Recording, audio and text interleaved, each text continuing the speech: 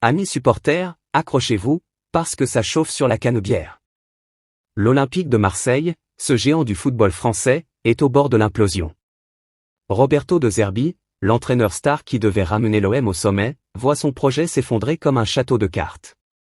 Une bagarre dans le vestiaire, des blessures en cascade, un mercato qui patine, et des rumeurs de départ. La crise s'installe, et elle pourrait tout emporter sur son passage. Alors, que se passe-t-il vraiment à Marseille? Est-ce le début de la fin pour De Zerbi, ou l'OM peut-il encore se relever? Restez avec nous, on décrypte tout dans cette vidéo. Allez, on plonge dans le chaos marseillais, et croyez-moi, ça vaut le détour. Tout a commencé après une défaite frustrante face à Rennes, lors de la première journée de Ligue 1, le 15 août 2025. L'OM s'incline 1-0 dans les dernières secondes, malgré une supériorité numérique pendant une heure. Une claque qui fait mal, mais ce n'est rien comparé à ce qui va suivre.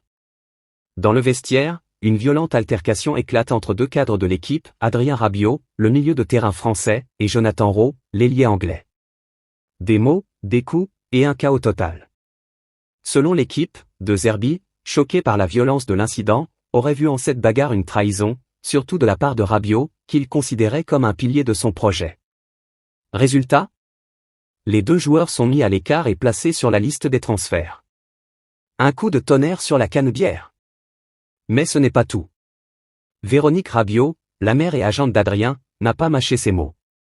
Dans une interview explosive à RTL et l'équipe, elle dénonce une trahison de la part des dirigeants, pointant du doigt Mehdi Benassia et Pablo Longoria.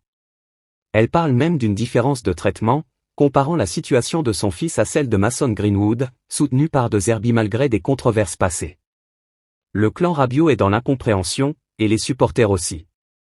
Comment un joueur aussi important, qui avait choisi de rester à l'OM malgré des offres alléchantes, se retrouve-t-il soudain persona non grata? Cette affaire a fracturé le vestiaire. Les joueurs, selon Foot Mercato, sont surpris par la décision radicale de Zerbi et de la direction. L'ambiance est lourde, et l'Italien, connu pour son caractère bouillant, semble avoir du mal à gérer cette tempête. Mais ce n'est que le début des ennuis. Comme si l'affaire Rabiot ne suffisait pas, l'OM est frappé par une vague de blessures qui menace de faire dérailler la saison avant même qu'elle ne commence vraiment. Facundo Medina, le défenseur central recruté pour solidifier l'arrière-garde, est out pour un mois après une blessure à la cheville. Igor Pexao, l'ailier brésilien à 35 millions d'euros, ne reviendra pas avant septembre. Et cerise sur le gâteau, Amine Gouiri, l'un des atouts offensifs majeurs, a quitté l'entraînement ce jeudi avec une blessure dont la gravité reste inconnue. 3 absents de poids, à seulement quelques jours d'un match crucial contre le Paris FC au Vélodrome. Et ce n'est pas tout. Sur le front du mercato, c'est le calme plat, ou presque. Alors que De Zerbi avait insisté sur l'urgence de renforcer la défense centrale, les pistes Naïef Aguerd et Joël Ordonné traînent en longueur. Mehdi Benassia, le directeur du football, peine à convaincre les recrues potentielles de rejoindre un club en pleine tourmente. Selon Football Club de Marseille, les négociations avec Aguerd, pourtant vu comme le patron idéal pour la défense, sont au point mort face à la concurrence de clubs comme Leverkusen ou l'Atlético.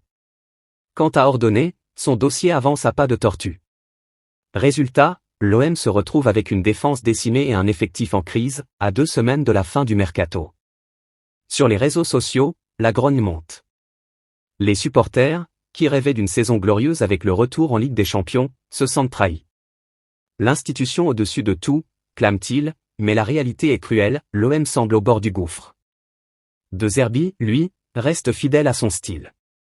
En conférence de presse, il a défendu sa décision de se séparer de Rabiot et Rowe, déclarant « Je ne perds pas ma dignité pour gagner un championnat ». Des mots forts, mais qui divisent. Certains saluent son intransigeance, d'autres y voient un entêtement dangereux. Roberto De Zerbi est à la croisée des chemins. Va-t-il s'inspirer de la résilience de l'OM pour surmonter cette crise, ou suivra-t-il le chemin de Bielsa vers la sortie? Une chose est sûre, à Marseille, rien n'est jamais simple, mais rien n'est jamais fini non plus. Et voilà pour ce décryptage de la crise qui secoue l'OM.